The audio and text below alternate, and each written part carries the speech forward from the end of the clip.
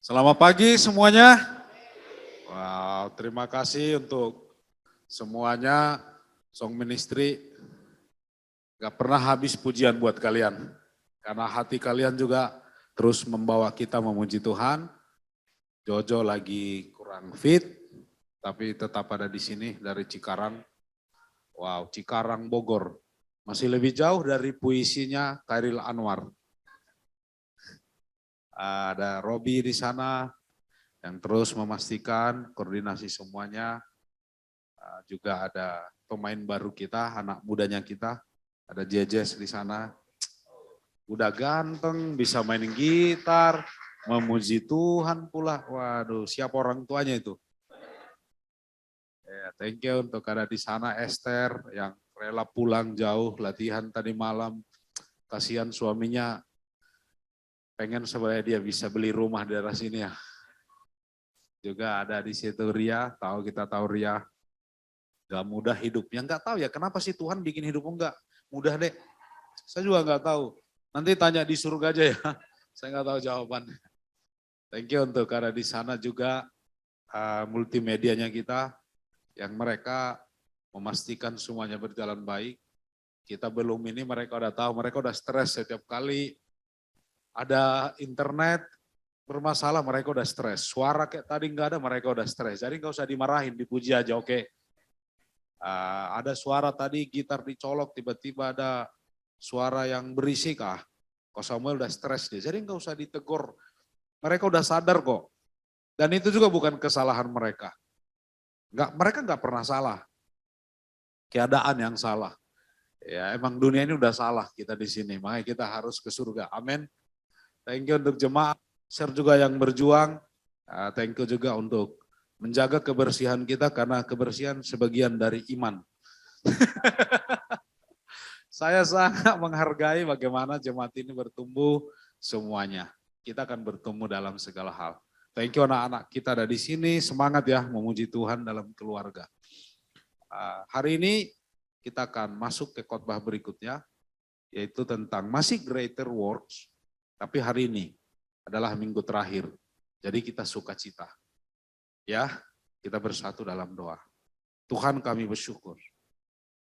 Jika kami di dalam Engkau dan roh-Mu bersama dengan kami, buah-buah roh itu akan terjadi bukan di luar diri kami, bahkan di dalam diri kami sendiri. Karena Kristus telah menjanjikan ketika Roh Kudus turun ke atas kami, kami akan penuh dengan kasih, sukacita, damai sejahtera, kelemah lembutan, kemurahan hati, bahkan sampai pengendalian diri. Karena itulah buah roh. Hari ini kami mau bersuka cita Tuhan. Satu hari yang terbaik dari hari-hari yang lain. Karena kami tahu hidup ini berat, di dunia ini berat sekali Tuhan. Tapi kami tidak akan pernah kehilangan sukacita. Karena sukacita kami tidak bergantung hal-hal eksternal. Tetapi internal, karena Engkau ada di dalam kami. Tuhan, biarlah pujian kami, hati kami, bahkan apapun beban kami saat ini. Berikan kami keyakinan melalui firman-Mu Tuhan. Bahwa kami tetap bisa bersuka cita. Bukan hanya sukacita, tetapi greater joy. Sukacita kami tidak berkurang, tidak menetap, tetapi bertambah dan bertambah dan bertambah terus Tuhan. Sertai hamba-Mu, tuntun umat-Mu, Roh Kudus yang bekerja meneguhkan firman-Mu ini. Dalam Yesus kami berdoa. Amin. Kita akan lanjut ya, ini tema kita selama sebulan, Greater Works, pekerjaan-pekerjaan besar. Kita udah belajar selama 3 minggu, pekerjaan besar apa yang terjadi dalam hidup kita. Dan kita menjadi bagian dari pekerjaan itu. Tetapi bayangkan pekerjaan besar, tetapi sukacitanya nggak besar. Ini sukacitanya juga besar. Sukacita lebih besar. Amin. Ini tema kita. Aku berkata kepadamu, sesungguhnya barang siapa percaya kepadaku, ia akan melakukan juga pekerjaan-pekerjaan yang aku lakukan. Bahkan pekerjaan-pekerjaan yang lebih besar daripada itu. Sebab aku pergi kepada Bapa. Sangat mudah hari ini Kristen mengatakan saya percaya Yesus. Tapi ayat ini mengatakan, barang siapa percaya Yesus, ia akan melakukan juga pekerjaannya Yesus. Itu aja patokannya. Jadi kalau yang Yesus kerjakan dengan yang kita kerjakan berbeda, bisa kita katakan kita percaya Yesus. Nah, itu pertanyaan buat diri kita. Tapi bukan hanya mengerjakan yang Yesus kerjakan, lebih besar daripada itu. Mengapa lebih besar? Kalau kita lanjutkan ayat ini, nanti Roh Kudus diberikan. Makanya dia bilang, aku pergi kepada Bapa. Adalah lebih baik aku pergi, karena Roh Kudus akan turun. Roh Kudus ada di dalam kita bisa mengerjakan yang lebih besar bahkan. Amin. Pertanyaan saya, pekerjaan besar kita udah belajar selama berminggu-minggu. Apa pekerjaan besar? Simpel jawabannya. Setiap pekerjaan yang kita lakukan, yang dia berdampak ke surga, itulah pekerjaan besar. Memilih pekerjaan di dunia, pekerjaan besar enggak? Tergantung. Kalau kita pilih pekerjaan itu, supaya kita tidak berdosa, rela mengganti pekerjaan. Tetapi kita pilih pekerjaan lebih kecil, tapi itu buat kita enggak berdosa. Itu juga pekerjaan besar di mata Tuhan. Karena dasar keputusan kita adalah karena kita percaya kepada Yesus. Memilih pasangan hidup, apakah itu pekerjaan besar? Yes. Kalau waktu kita memilih pasangan hidup, inilah pasangan yang membuat kita dekat dengan Tuhan, membawa kita ke surga. Bukan pasangan yang menarik hubungan kita ke bawah. Enggak. Itu pekerjaan besar.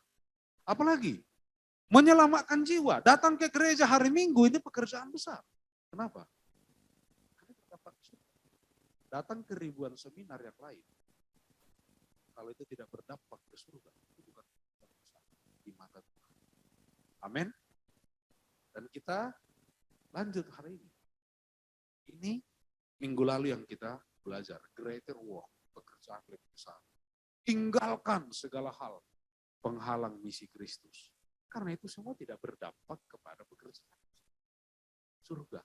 Tinggallah, alasan satu-satunya kita tinggal di satu tempat, mau kita direktur, mau kita pengusaha,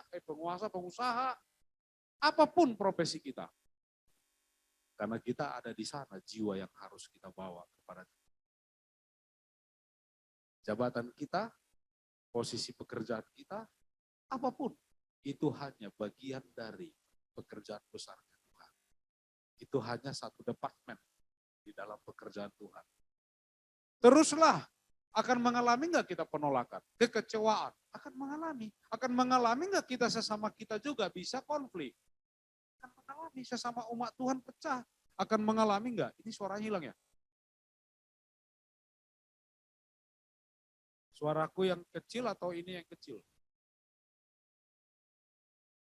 Kedengarannya?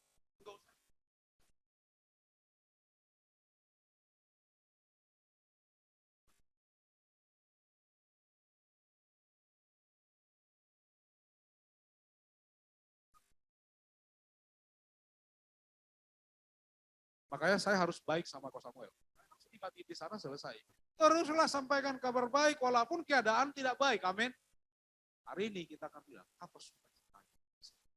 Wow, kan kita selalu begitu. Ini akan cuan atau mau cuan, kan itu selalu. Emang itu adalah alamiahnya kita semua manusia. Saya dapat apa? Saya ke gereja dapat apa? Kan gitu. Kita akan belajar hari ini. Lukas, ini lanjutan dari yang kemarin. Lukas 9 ayat 10. Sekembalinya rasul-rasul itu menceritakan kepada Yesus apa yang telah mereka kerjakan. Ini penutup khotbah saya minggu lalu. Ketika kita nanti bertemu dengan Yesus, what kind of story yang akan kita ceritakan? Cerita apa cerita kita? Yang Tuhan tertarik dengan cerita.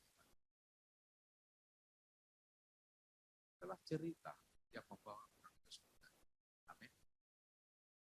Kemudian 70 murid itu kembali dengan gembira dan berkata, Tuhan, juga setan-setan takluk kepada kami demi namamu.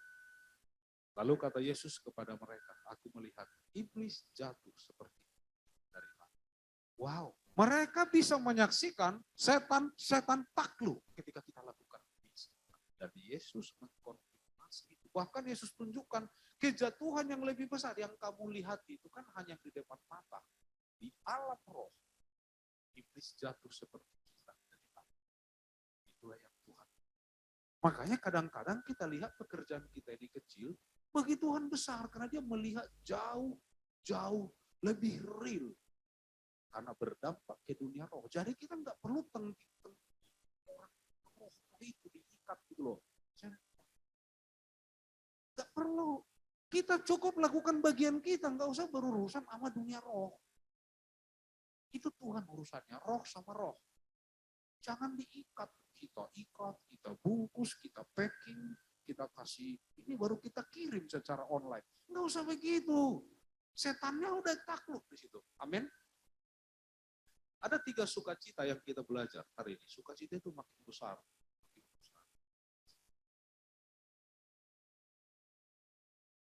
Secara Bible konsep, ada 4 kali kejatuhan iblis di dalam Alkitab. Kalau kalian tertarik, nanti pelajari sendiri di rumah. Karena saya nggak terlalu tertarik dengan iblis. Dari kemuliaan kepada kefanaan. Kita tahu dia jatuh dulu, kan dia juga mulia dulu. Adalah yang malaikat yang sangat dipercaya. Jatuh jadi kefanaan. Kemudian dia dulu punya kebebasan surgawi. Dan dibuang ke bumi, punya keterbatasan. Ibu. Kemudian dari bumi, dia nggak cukup jatuh dari surga ke bumi, dari bumi dijatuhin lagi ke jurang maut. Dan terakhir di Wahyu 20 ayat 10. Dari bumi ke lautan api dan pula kejatuhan kekal. Disegel di sana. Makanya Alkitab kita kenapa disebut sempurna? Karena 3 pasal pertama, awal mula. 3 pasal terakhir di Wahyu, akhir segalanya. Dimulai dengan ular licik, di situ disebut ular tua, diselesaikan semua. Jadi kalau ada lagi ajaran yang menambahkan kepada kitab kita yang lain, saya nggak tahu dia ngapain lagi. Apalagi yang mau diceritain, udah bingung kita. Jelas ya? 1, apa yang membuat kita sukacita? Kemenangan atas segala kuasa iblis dan setan-setan. Jatuh kuasa setan kerasukan. Nggak selalu sakit. Apa kekuasaan setan yang masih bertahta dalam diri kita? Jangan bicara dulu di dunia, bumi, di dalam diri kita. Belum bisa mengampuni itu kuasa siapa? Nggak bisa memaafkan itu kuasa siapa? Yang bertahta dalam diri kita. Negatif, pikiran negatif. Pikiran duniawi. Lebih suka ke mall daripada ke gereja. Itu kuasa siapa? Yang kita nggak bisa. Kedagingan kita, itu kuasa siapa? Saya mau cerita, satu cerita epic banget dalam cerita ini. Ini keluarga saya. Saya kasih tahu, agak malu sih ceritakan aib ini memang. Ini cerita, makanya saya bilang, tapi saya menyebutkanlah, kepahitan adalah tahta iblis di dalam keluarga kami. Bertahun-tahun, saya sendiri secara pribadi, pahit 19 tahun saya pahit. Semua pahit kepada siapa? Kepada ini pelakunya. Ini bapak kami. Bukan bapak kami yang di surga, ini bapak kami yang di bumi. Ya, saya kasih tahu, ini ceritanya begini. Ini ibu saya. Ini mereka menikah. Orang tua dari bapak saya, pemimpin gereja. Orang tua dari mama saya, pemimpin gereja. Ya, saya mau kasih tahu, gereja pun kalau nggak firman Tuhan kuasanya, di gereja pun iblis bisa berkuasa. Bapak saya ini waktu mudanya ketua pemuda, aktif di gereja. Jadi kebayang nggak hidup saya? Hidup saya di gereja aja terjadi. Menikahlah ini. 2 kampung, ini kampung yang berbeda, tapi dekat. Ini ada 3 kami dari ini. Saya nggak tahu kenapa bapak ini nggak cukup dengan ini. Ini tetangga kami, mungkin kalian kenal ini, ada yang kenal ini, Uli.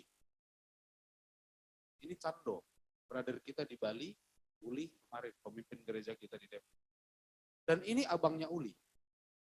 Tetangga kami 5 rumah. Di kampung, di dusun kami, tetangga 5 rumah.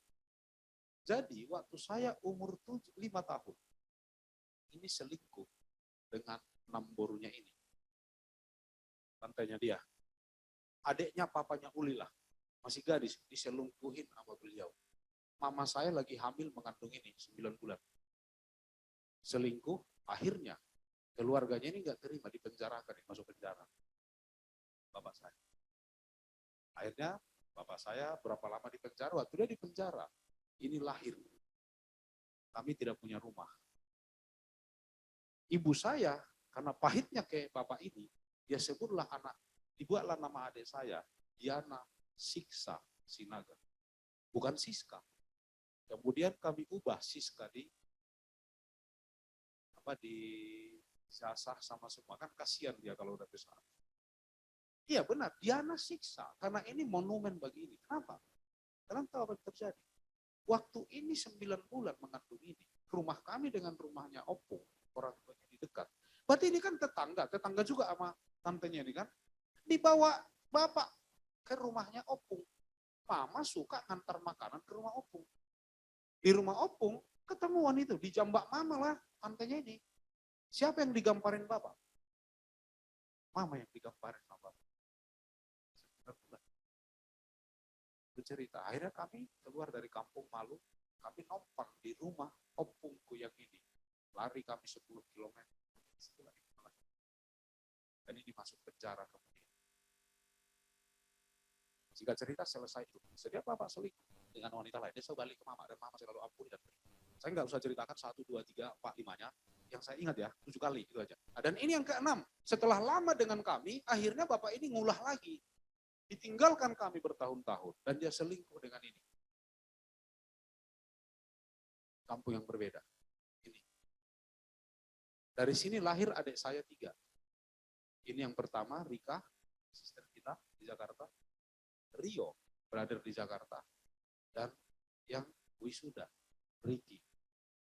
Jadi, saya punya 2 mama. Jadi, itu yang terjadi. Ini keluarganya.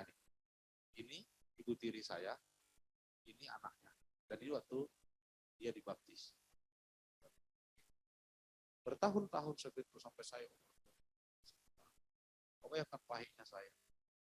Saya pahit ke sini waktu saya belajar Alkitab. Ini pahit ke sini. Semua kami pahit. Kemudian ada orang yang memberitakan firman ke saya. Saya mengampuni ini. Setelah saya mengampuni Papa, saya juga mengampuni ini. Dan saya mencari seluruh keluarga di adik saya. Akhirnya singkat cerita, ini menjadi murid Yesus. Menjadi murid Yesus. Ini pun juga. Waktu ini sebelum dibaptis menjadi murid Yesus. Ini mengampuni ini. Tahun kemudian, dia jadi murid. Mama meninggal. Sekarang ini udah jadi murid. Ini waktu mama meninggal, ini ada masalah di kampung waktu itu. Adekku udah di sini semua, tinggal semua. Dan waktu saya di Depok, saya bawa ini dari kampung, tinggal di rumah saya. Dan jadi murid Yesus. Akhirnya, ini pun kemudian saya bertobat, saya dekat dengan ini. Dibawa dia Uli ke rumah saya. Ini jadi murid. Jadi ini sekarang bahkan jadi pelayan. Sekarang lihat. Bapak setelah jadi murid ini, inilah pernikahan adik saya. Kami ada semua di sana. Dan inilah foto dari keluarga kami waktu wisuda ini sudah jadi murid Yesus. Lihat, yang ini pun dulu saling pahit yang menjarakan ini. Sekarang ini ada di tengah keluarga kami, Cando. Uli ini ada di tengah keluarga kami. Kemarin Uli sebelum kita kirim bertugas melayani di Solo. Kalau dulu tidak ada pengampunan di sini, iblis akan bertahta terus di keluarga ini. Ini pahit satu sama lain, hancur. Saya mau tanya hari ini. Kita boleh ada di sini kebaktian, saudara. Masih ada enggak tahta iblis dalam diri? Makanya sukacita kita enggak ada. Enggak merdeka, enggak lepas. Hari ini kami punya grup. Dan kami kerjanya candain ini aja. Kami selalu bilang, Bapak lah orang paling enak hidupnya di dunia. Hidupnya Bapak adalah simbol kasih karunia. Kenapa? Waktu Bapak sehat, nggak pernah urus kami. Waktu Bapak nggak, kamu mengakui Bapak. Sinaga masih ada di belakang nama kami. Udah gitu setelah kami jadi murid, kami mengampuni Bapak dan Bapak jadi murid. Sekarang Bapak pensiun nggak berdaya, kami urus juga. Udah gitu nggak ada warisannya buat kami lagi pula. Dia ketawa aja. Tapi kalau kasih karunia Tuhan, kayaknya nggak adil bagi yang lain. Tetapi kalau tidak ada pengampunan, selesai semua ini. Ini akan hidup dalam saling benci semua. Hanya dimulai dengan, kalian tahu ceritanya, satu orang kekli mengajar saya kebenaran. Berapa banyak keluarga yang butuh ini?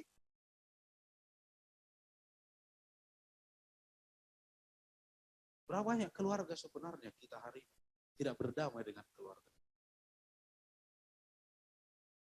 Ini tidak bisa diubah kalau kamu profesor teologi. Karena pengampunan bukan tentang kemampuan teologis. Pengampunan adalah tentang orang yang mengerti kasih karunia. Amin. Kalau kita nggak spom Roh Kudus dari dalam, kita nggak akan lakukan ini. Coba lihat sekeliling. Suami istri dulu lah, tadi pagi ada berantem dikit nggak?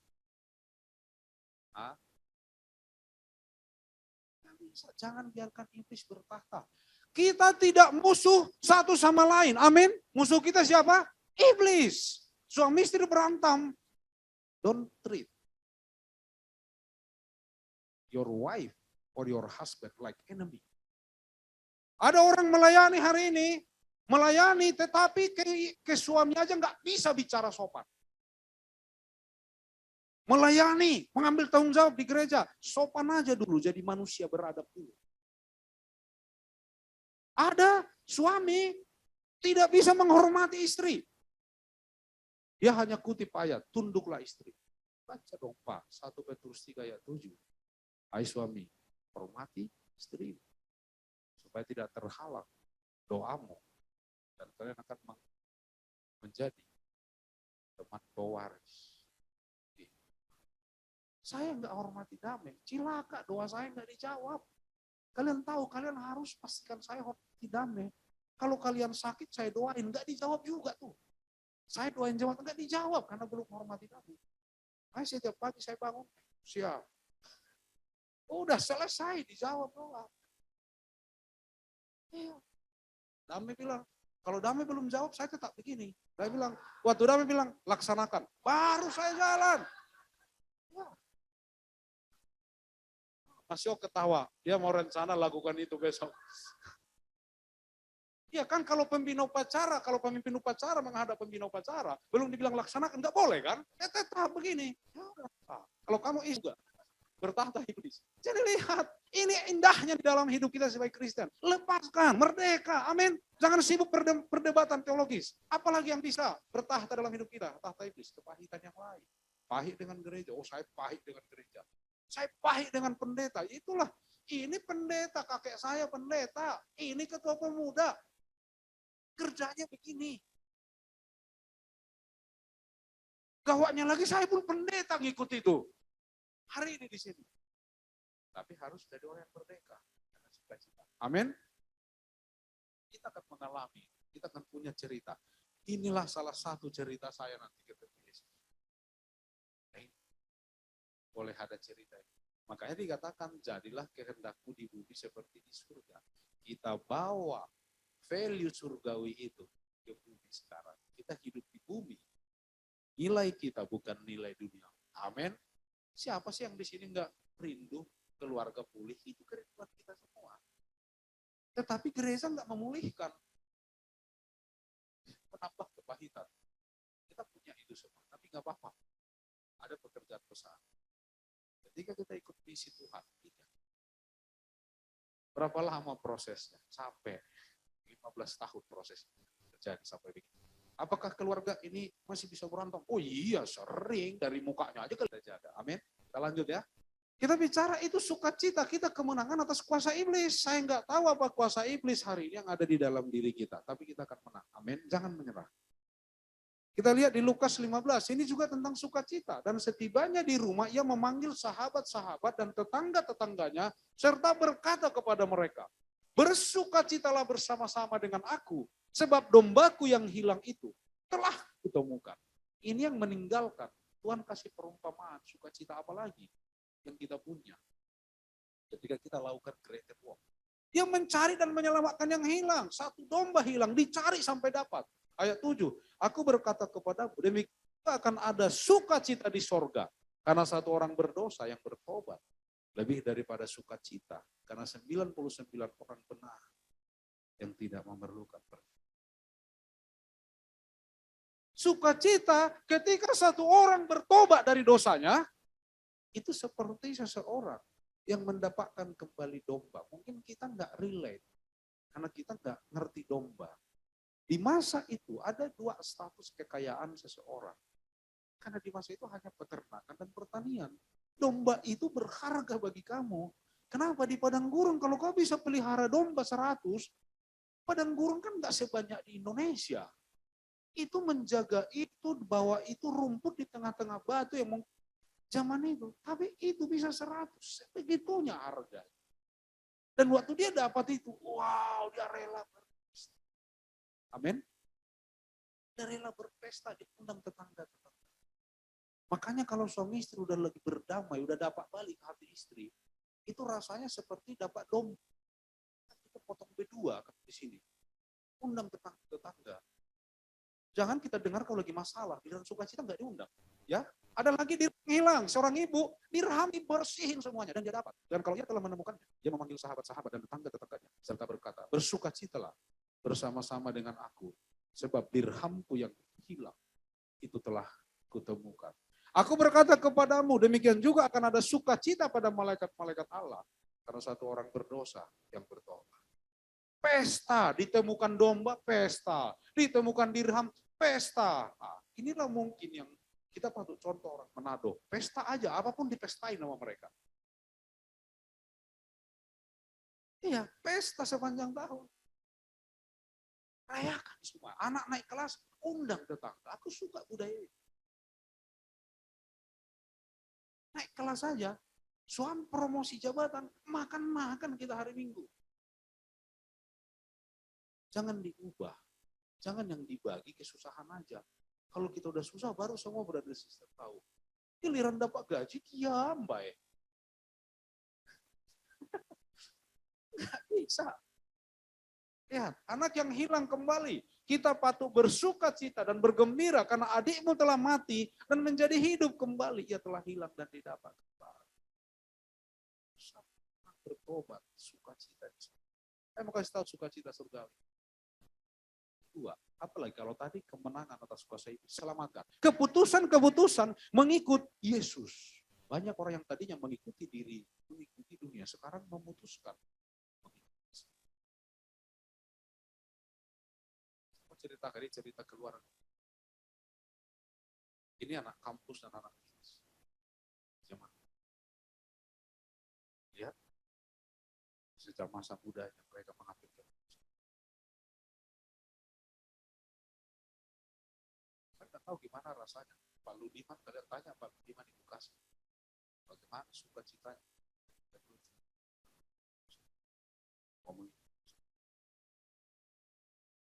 Keluarga Polo. Keluarga Effendi. Keluarganya cerita. Keluarga kita. Lagi tiga orang mereka di sini kemarin.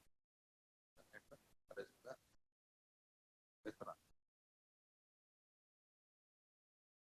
Dan siang ini ada ini. Pertanyaan saya, umur mereka, kita ngapain? Ada yang kita umur mereka masih main karet. Belum kepikir tentang Tuhan. Ini nggak bisa diberikan oleh banyak hal. Ini hanya kita alami. Ini yang namanya adalah cerita tentang iman yang hidup. Karena iman orang tua hidup di mereka. Dan mereka belum terpapar oleh dunia. Mereka sudah memutuskan. Sukacita kita. Amin. Saya hari ini masih lihat enggak sukacita kita. Setiap ada satu orang bertobat, surga melihat. Tapi kita juga punya momen kita sendiri dalam hidup kita. Amin.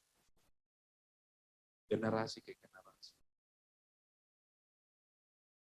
Saya mengajar, saya duduk dengan mereka ya. Bicara. Kemarin kami camping the coast, ada Nexon di situ.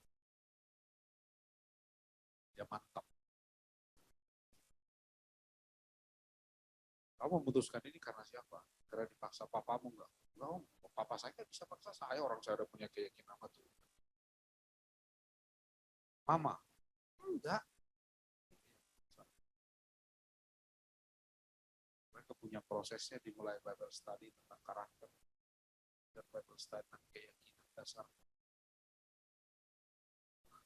Saya udah bilang begitu. Dan next bagusnya belum ada cita-cita yang jelas di dunia. Jadi nanti Om John akan kasih cita-cita surgawi. Papanya nggak bisa nolak. Pilihan papa kan selalu melayani Tuhan, raja segala raja. Karena pekerjaan dunia terlalu kecil bagi mereka. Jangan kayak zaman dulu, kalau anak paling bodoh jadi pendeta, paling tidak kan bisa hidup. Enggak, yang terbaik melayani Tuhan, amin. Kita lanjut ya. Kita udah punya dua sukacita. Tadi sukacita karena kita punya kemenangan atas kuasa iblis. Sekarang sukacita karena kita punya kemenangan jiwa. Tapi ada sukacita yang lebih besar lagi menanti kita. Namun demikian janganlah bersukacita karena roh-roh itu takluk kepadamu. Tetapi bersukacitalah karena namamu ada terdaftar di surga. Wah, makanya terus jangan nyerah. Terdaftar di surga, warga surgawi. Hidup di dunia ini sebentar. Kita punya satu kehidupan yang kekal. Apa bayangan kita tentang surga? Kadang-kadang bayangan kita tentang surga adalah di sana memuji Tuhan, menyanyi terus. Saya juga nggak mau masuk surga kalau nyanyi terus. Orang saya bukan talenta nyanyi. Kadang-kadang salah gambar. Dosa. Kalau surga itu hanya nyanyi terus, bosan, ngapain? Tapi ada dikatakan Tuhan. Sangat sedikit informasi tentang surga di Alkitab. Tapi banyak hari balik. Dia naik surga, turun surga. Lebih banyak ke neraka dari ke surga. Saya selalu bilang, syukur ya Pak masih sempat balik. Kalau ketahan di sana, cilaka. Yesus saja turun sekali, naik sekali, turun sekali lagi. Ada orang yang puluhan naik. Kan bingung kita. Pertanyaan saya lah surga yang mana? Neraka yang mana? Saya jadi bingung saya. Sangat sedikit porsi tentang itu di Alkitab. Tidak lebih dari 1% dari Kejadian sampai Wahyu. Jadi kalau ada pendeta hari ini bikin pelajaran berseri tentang surga. Sangat tahu apa kesedihan. Dia lebih tahu dari kita cerita tentang surga. Tapi dia nggak pernah sampai di sana. Bagus kayak kita. Nggak tahu cerita tapi sampai di sana. Amin. Kenapa? Karena nggak usah sibuk dengan sana, itu adalah tempat untuk kita yang menentukan tiketnya ke sana, apa yang kita lakukan di sini. Kan sesimpel itu aja cara berpikir. Tapi kalian tahu dikatakan, dia kasih clue, banyak clue. Dan setiap ada cerita tentang surga di Alkitab, kita harus mengerti konteksnya. Biasanya itu muncul ketika umat Allah sedang mengalami penganiayaan yang diceritakan sedikit tentang surga oleh Tuhan. Biar kamu tahu, penderitaan yang kamu alami tidak ada apa-apanya. Hanya sekecil ini aku ceritakan aja, di-share-nya aja. Udah cukup bagi kita, gak nyerah. Itu poinnya. Wahyu, karena itu pengalaman bagi penderita. Bayangkan kamu lagi dianiaya, Tuhan bilang, di surga tidak ada lagi kesakitan. Wah, orang yang sakit di bumi, enggak apa-apa sakit 70 tahun. Tapi sehat. Namanya penghalang. Itu tujuannya di Alkitab diceritakan sedikit.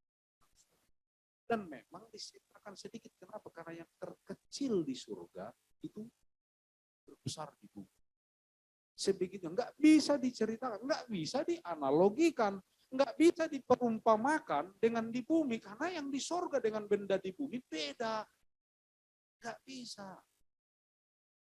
Itulah ceritanya. Tapi kalau dikatakan tidak ada lagi tangisan di sana, nanti hanya ada sukacita. Ya iyalah, buah roh kan sukacita.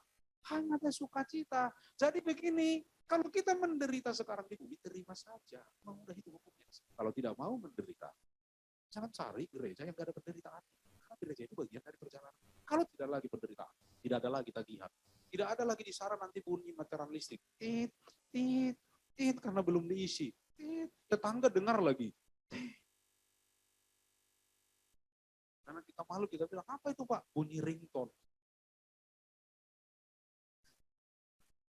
Itu menariknya.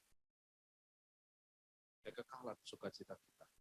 Kehidupan di surga sukacita. Amin. Beruntung nih yang asetnya nggak terlalu banyak di bumi. Gampang kita ke sini. Aset saya yang di bumi nanti gimana? Tidak tahu ya. Bagi-bagilah sekarang, biar nanti nggak halangin. Amin. Saya mau kasih tahu begini. Itu sukacita. Lihat. Lukas 10 ayat 21.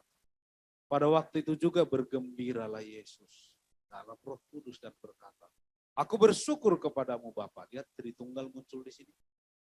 Tuhan langit dan bumi. Karena semuanya itu engkau sembunyikan kepada orang kecil. Ya Bapak, itulah yang berkenan kepada. Jadi, gak usah minder yang ukurannya kecil. Maksudnya ini nggak perlu pemikiran yang brilian, ini orang sederhana pun mengerti sukacita ini. Jadi nggak perlu juga kita melihat ini sebagai hikmat yang tinggi, bukan. Ini bukan untuk orang berpendidikan tinggi, untuk mengerti ini. Disembunyikan justru. Karena orang yang berpendidikan tinggi, dia tidak akan punya hati anak kecil. Ya, di Alkitab dikatakan gitu. Siapa yang masuk surga punya hati anak kecil. Siapa pemilik surga punya hati anak kecil. Siapa yang terbesar di surga punya hati anak kecil. Nah, anak kecil kan gak identik dengan pengetahuan, justru belum tahu apa-apa. Tetapi hatinya besar. Semua dia pakai hati. Ini sukacita Tuhan. Dia mau kita sukacita. Ditekankan lagi. Jikalau kamu menuruti perintahku, kamu akan tinggal di dalam kasihku. Seperti aku menuruti perintah Bapakku dan tinggal di dalam kasihnya. Yesus selama dia di bumi. Semuanya itu kukatakan kepadamu, supaya sukacitaku ada di dalam kamu. Dan sukacitamu menjadi. Wah, keluarga dipulihkan aja kita udah wow. Sukacita tadi ada jiwa dimenangkan kita udah wow. Gimana kalau sukacita penuh? Sukacitanya Tuhan itu jadi sukacita kita penuh. Wah. Amin. Greater joy. Sukacita lebih besar. Karena ketika kita lakukan misi, kita akan merayakan sukacita. Kejatuhan atas kuasa. Tidak berkuasa lagi jadi dalam hubungan-hubungan. Keselamatan. Kita akan melihat keputusan-keputusan orang. Yesus bahkan sejak masa muda. Keputusan-keputusan terbaik yang tidak pernah disesali tadi. Seperti saudari kita, Petronel. Disesali, karena itu keputusan. Berdampak pada kekekalan. Kekekalan karena kehidupan kita kekal di surga. Amin. Investasi paling bagus, gak apa-apa menderita sedikit. Dan sukacita yang tidak habis-habis. Amin. Jadi untuk orang tua kami, pria ilahi wanita Allah yang berusia, harusnya itu yang paling semangat di dalam grup ini. Karena kalian makin dekat ke sana. Terus juga. Di sana akan sehat. Tidak lagi penderitaan. Amin. Dan bersatu dalam Tuhan Bapa di dalam surga. Ketika kami ikut Tuhan, melakukan pekerjaan-pekerjaan besarmu yaitu misi. Sebenarnya ini tentang sukacita bagi kami. Jika kami pasif, kami kehilangan sukacita, bahkan kehilangan pengharapan. Tuhan, biarlah firman ini tertancap sangat dalam di hati kami. Dan kami mau mulai melakukan pekerjaan-pekerjaan untuk kami melihat sukacita demi sukacita semakin besar. Bumi bahkan langit. Berkati jemaatmu anak. Apapun keadaan kami hari ini sangat berubah. Apa-apa hubungan-hubungan yang belum pulih. Tuhan pulihkan.